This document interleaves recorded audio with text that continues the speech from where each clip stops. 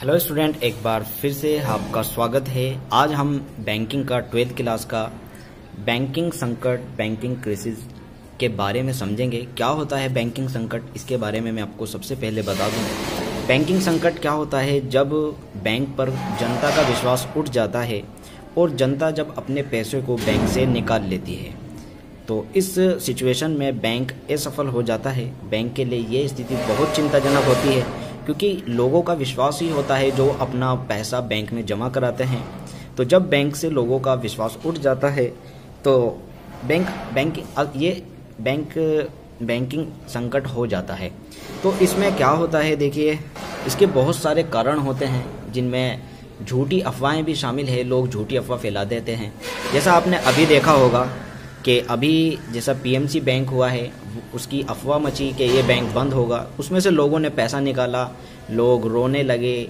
तो ऐसे कई सारे बैंक हुए हैं, छोटे छोटे बैंक जो बंद हुए हैं या जिन पे से लोगों का विश्वास उठ गया है। तो इसके साथ ही जब ये कुछ ऐसी सिचुएशन अभी भारत में हुई है, इसके साथ ही और बैंकों में भी लोगों का विश्वास कम हुआ और लोगों ने भी सोचा कि और भी बैंक बंद हो सकते हैं, तो और बैंकों से भी पैसा निकालना शुरू हो गया। तो भारत में बैंकिंग संकट कब कब आया, इसमें दिया हुआ है कि सबसे पहले भारत में जो बैंकिंग संकट 1913 से 17 के बीच में आया था, इसे भारतीय बैंकों के लिए संकट का काल कहा गया था। इसमें the people bank of India इस संकट का शिकार हुआ था। इतना बड़ा संकट था ये कि इस दौरान भारत के 87 बैंक फेल हो गए थे। लोगों का विश्वास उठ गया था, लोगों ने अपने पैसा निकाल लिया था, जिसकी वजह से बहुत बड़ी क्षति हुई थी। ठीक है। दूसरा संकट काल भारत का 1922 में जब मंदी दोबारा आई थी, उस दौरान भी भारत में बहुत गंभीर स्थिति हो गई थी। 1929 से 36 के बीच में भारत में 481 बैंक असफल हुए थे, जिनमें से 98 बैंक पंजाब के थे, 64 उत्तर प्रदेश के थे और 57 मुंबई के थे। इसके बाद तीसरा काल जो बैंकिंग संकट का बताया जाता है वो 1939-1946 के बीच बताया जाता है, जब द्वितीय विश्व युद्ध हुआ था। उस दौरान भी 434 बैंक असफल हुए थे। भारत में 1947 जब देश आज़ाद हुआ था, उस दौरान भी 30 बैंक असफल हुए थे।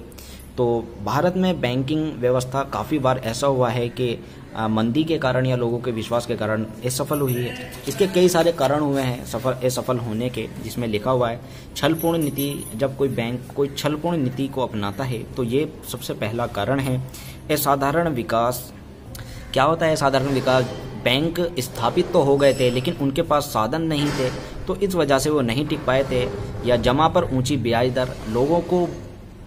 लोगों को ये बताया तो गया था कि उनको ऊंची दर से ब्याज दिया जाएगा जो वो पैसा जमा करेंगे, लेकिन बाद में क्या हुआ, उनको ऊंची दर से पैसा नहीं दिया गया, जिसकी वजह से बैंक असफल हो गए। नगद कोषों का कम अनुपात। लोगों ने जब बैंक नगद कोषों में का अनुपात कम रखता है तो ये भी एक मुख्य कारण है। बैंक द्वारा सट्टे का व्यापार। मंदी के कारण जब सट्टे का व्यापार बिल्कुल डूब जाता है तो ये भी कारण है बैंकिंग संकट का।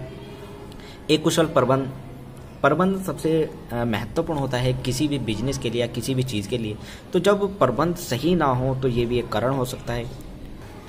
इसके साथ ही दोषपूर्ण विनियोग नीति। बैंक क्या करता है, लोगों से पैसा लेता है और उसको दूसरी जगह विनियोग करता है, दूसरी जगह इन्वेस्ट करता है। लेकिन कभी कभी ऐसा होता है जब बैंक का पैसा इन्वेस्ट हुआ हुआ डूब जाता है, तो ये नीति अगर फेल होती है तो ये भी बहुत बड़ा एक कारण हो सकता है।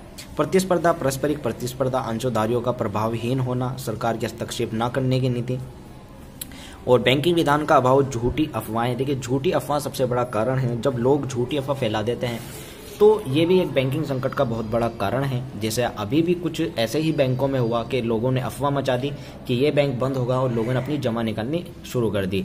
केंद्रीय बैंक का अभाव। पहले ऐसा हुआ था 1935 से पूर्व हमारे देश में कोई केंद्रीय बैंक नहीं था, तो उस कारण भी बहुत से बैंक जो असफल हुए थे। आज केंद्रीय bank reserve bank of India है। तो अभी आपने देखा होगा पीएमसी बैंक में जब ये बैंकिंग संकट हुआ तो पीएमसी बैंक के लिए रिजर्व बैंक सबसे आगे आया। तो ये भी एक कारण है बैंकिंग संकट का कि केंद्रीय बैंक का ना होना। पूंजी जमा तथा राशियों में से लाभ का वितरण।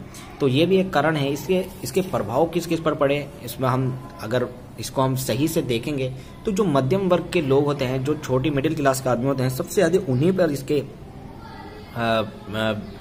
प्रभाव पड़ते हैं, क्योंकि वही लोग अपना छोटी छोटी पूंजी जमा करते हैं, छोटे जो उनकी छोटी जमा पूंजी होती है वही लोग इसमें बैंकों में डालते हैं।